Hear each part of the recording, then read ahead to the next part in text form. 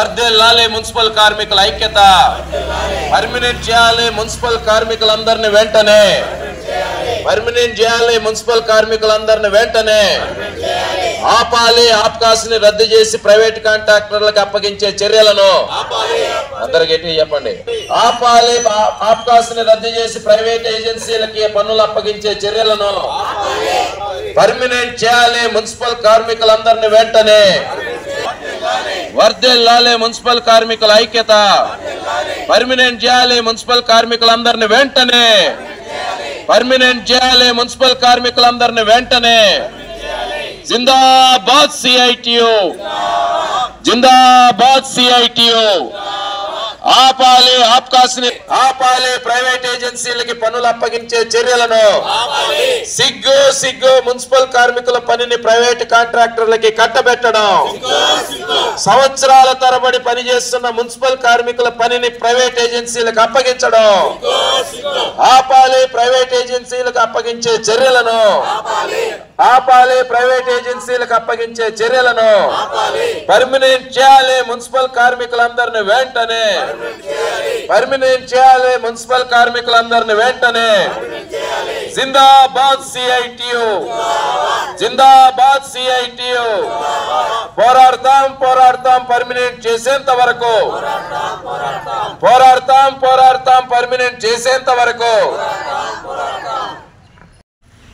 Municipal కార్మికులు అనేక సంవత్సరాల నుండి రాష్ట్రంలో కానీ నెల్లూరు మున్సిపల్ కార్పొరేషన్లో పనిచేస్తూ ఉన్నారు. కాంట్రాక్ట్ అవుట్సోర్సింగ్ కార్మికులుగా చాలినటువంటి జీతాలతో, అప్పులతో, పస్తులతో ఎప్పటికైనా మేము పర్మనెంట్ అవుతాం, ఈ ప్రభుత్వాలు మమ్మల్ని పర్మనెంట్ చేస్తారు, మా జీవితాలలో వెలుగులు వస్తాయని ఎదురు చూస్తూ రాజకీయ నాయకులు ఎన్నికల సందర్భాల్లో ఇచ్చే వాగ్దానాలని నమ్ముతూ ఈరోజు కష్టపడి మున్సిపల్ కార్మికులు పనిచేస్తూ ఉన్నారు.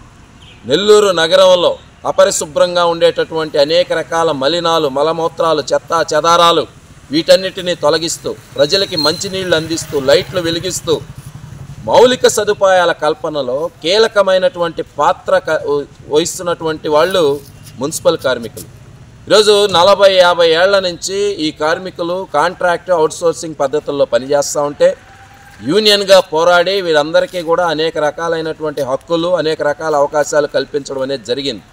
ఈ రోజుకి కూడా 15,000, 13,500తో ఇంజనీరింగ్ సెక్షన్లో ఉండేటటువంటి వేలాది మంది కార్మికులు బతుకుతూ ఉన్నారు. వీళ్ళకి పేరుకు మాత్రం సచివాలయాల్లో ప్రభుత్వ ఆన్లైన్లో ప్రభుత్వ ఉద్యోగి అని ఉంటుంది, ప్రభుత్వ వెబ్సైట్లో మాత్రం ప్రభుత్వ ఉద్యోగి అని ఉంటుంది. ఎందుకు? పెన్షన్ రాకుండా ఉండడానికి, రేషన్ కార్డు లేకుండా ఉండడానికి, ప్రభుత్వ సంక్షేమ పథకాలు ఏవి కూడా వీళ్ళకి వర్తించవు. ప్రభుత్వ ఆన్లైన్లో మాత్రం ప్రభుత్వ ఉద్యోగి.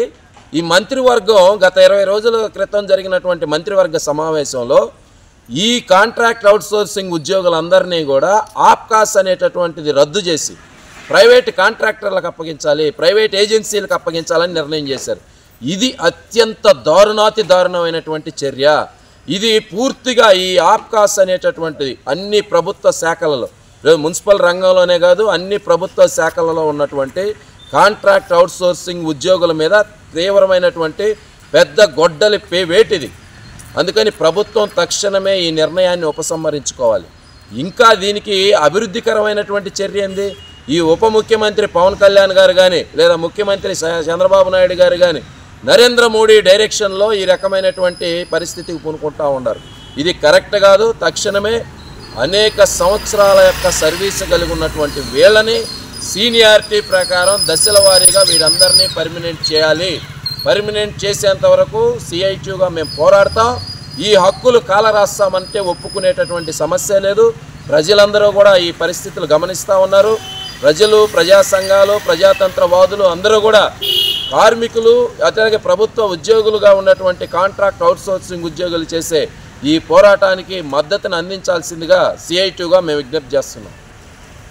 మున్సిపల్ కార్మికులు పడుతున్న ఇబ్బందులైతే ఏమి, వాళ్ళకి చాలని జీతాలు అయితే ఏమి, వాటి వల్ల ఎంత ఇబ్బంది పడుతున్నారు. 4 రోజులు వాళ్ళు కానీ లేకపోతే కుళ్ళిపోయే వ్యవహారం నగరాన్ని ఎక్కడైనా కానీ. అటువంటి వాళ్ళని ఈరోజు డోర్ కెమెరాలు పెట్టి వాళ్ళు ఏం చేస్తున్నారో కనీసం నిలబడుకునే ఆయాసం వస్తే నిలబడుకునేదానికి కూడా లేకుండా డోర్ కెమెరాలు పెట్టి వాళ్ళని ఎక్కడెక్కడ తీసేయాలని కూడా రాష్ట్ర ప్రభుత్వం వ్యవహారం చేస్తుంది. రాబోయే రోజుల్లో ఈ మున్సిపల్ కార్మికులు పడే ఇబ్బందులు చాలా ఉన్నాయి. అందువల్ల ఏంటంటే మన సిఐటిగా మన నాయకులు చెప్పినట్టు మనం ఐక్యంగా ఉండి మన హక్కులను మనం సాధించుకునే విధంగా మనం చేయాలని నేను కోరుకుంటున్నాను.